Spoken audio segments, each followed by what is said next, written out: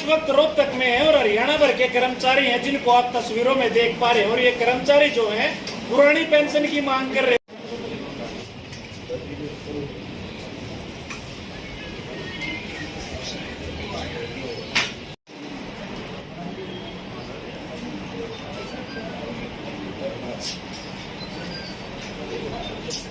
आजा भाई ये संजय जी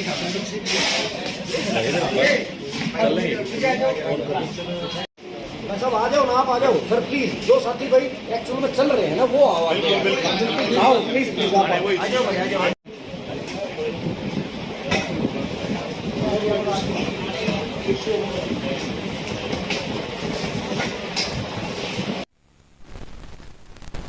मैं प्रदेश प्रवक्ता पेंशन बहाली संघर्ष समिति से हूँ। हम 2 तारीख से पेंशन बहाली के लिए पेंशन संकल्प यात्रा लेकर के चल रहे हैं। हम 7 डिस्ट्रिक्ट से होकर के आज रोहतक में पहुँचे हैं, 7वां दिन आज हमारा। और हम ये यात्रा लेकर के चंडीगढ़ जाएंगे और चंडीगढ़ में जा के माननीय राज्यपाल जी से अपना ज्ञापन सौंपेंगे और अपनी मांग पत्र और अपना अधिकार पत्र उनको देंगे। नैन पेंशन बहाली संघर्ष समिति राज्य महासचिव, जो हमने 2 जून से नांगल चौधरी से यात्रा की है, 23 जून को महामहिम राज्यपाल को ज्ञापन देगी। और मैं आपके माध्यम से सबसे अपील करता हूं कर्मचारियों से कि ज़्यादा से ज़्यादा इस मुहिम में जुड़ें। और इस मुहिम में आप देख रहे हो लगातार ग्राम पंचायतें, आम जनमानस सब इसका स्वागत कर रहे हैं, क्योंकि ये मौजूदा कर्मचारियों की लड़ाई नहीं है। जो आज बच्चे विद्यालयों में पढ़ रहे हैं, कोचिंग सेंटर में जो माता पिता, गरीब माता पिता पेट काट कर महंगे महंगे उनको कोचिंग दिलवा रहे हैं, उनकी लड़ाई भी हम लड़ रहे हैं। और हम आम जनमानस से भी अपील करते हैं कि वो ज़्यादा से ज़्यादा हमारे साथ जुड़ें और इस यात्रा का स्वागत करें। आज की कौन सा दिन है यात्रा का? आज हमारा ये 7वां दिन है। हम 2 जून को चले थे। हम पहले दिन हम पलवल नूह पहुँचे, उससे हमने पलवल के बाद फरीदाबाद, गुड़गांव से जज्जर होते हुए आज रोहतक हुए हैं। कल हम दादरी के लिए यहाँ से निकलेंगे। तो क्या मुख्य मांग रहेगी आपकी? मुख्य मांग एक ही है, पुरानी पेंशन बहाल करो।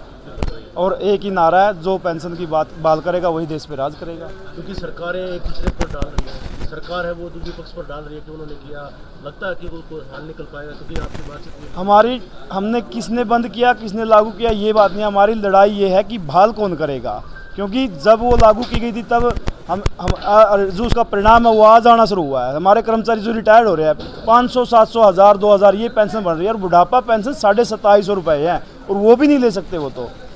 तो हमारी तो केवल और केवल एक मांग है, जो सरकार बहाल करेगी हम उसी के साथ हैं। सरकार, सीएम साहब ये कहते हैं कि अगर हम पेंशन लागू कर देंगे तो दिवालिया निकल जाएगा, जबकि रिटायरमेंट भी बहुत कम है। देखिए, अगर एनपीएस ही किसी स्टेट की समृद्धि का पैमाना है तो सीएम साहब मुझे बताए, पश्चिम बंगाल ने आज तक एनपीएस को अडोप्ट नहीं किया। वो अपने कर्मचारियों को पुरानी पेंशन ही देती है। और बिहार ने सबसे पहले एनपीएस को अडोप्ट किया था। आप बिहार की और पश्चिम बंगाल की तुलना कर लीजिए, फिर तो बिहार सबसे आबाद होना चाहिए था और पश्चिम बंगाल तो अब तक का उजड़ हो चुका होता।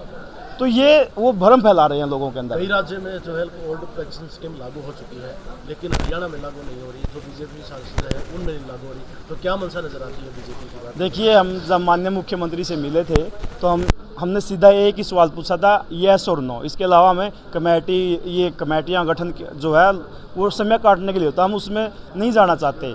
और हम मौजूदा देखो, किसी राजनीतिक दल से हमारा द्वेष नहीं है। जब कांग्रेस की सरकार पंजाब में थी तो हमने उसके खिलाफ आंदोलन किया, दिल्ली में आम आदमी के खिलाफ आंदोलन किया, यहाँ पर बीजेपी की है तो हम इसके खिलाफ आंदोलन कर रहे हैं। ठीक है, तो कमेटी बनाकर सरकार क्या खींचना चाहती है? निश्चित तौर पे अभी आपने बताया 5-6 स्टेटों में पेंशन लागू हो चुकी है, उन्होंने तो कहीं कमेटी का गठन नहीं किया। सीधा एक जवाब का फैसला लेना, हमने पुरानी पेंशन बहाल कर दी। तो आने वाले समय में इसका कोई असर दिखने को मिलेगा? निश्चित तौर पर। आपने हिमाचल के अंदर देखा होगा, वहाँ के पूर्व मुख्यमंत्री ने विधानसभा में कहा था अगर कर्मचारियों को पेंशन चाहिए तो वो चुनाव लड़े।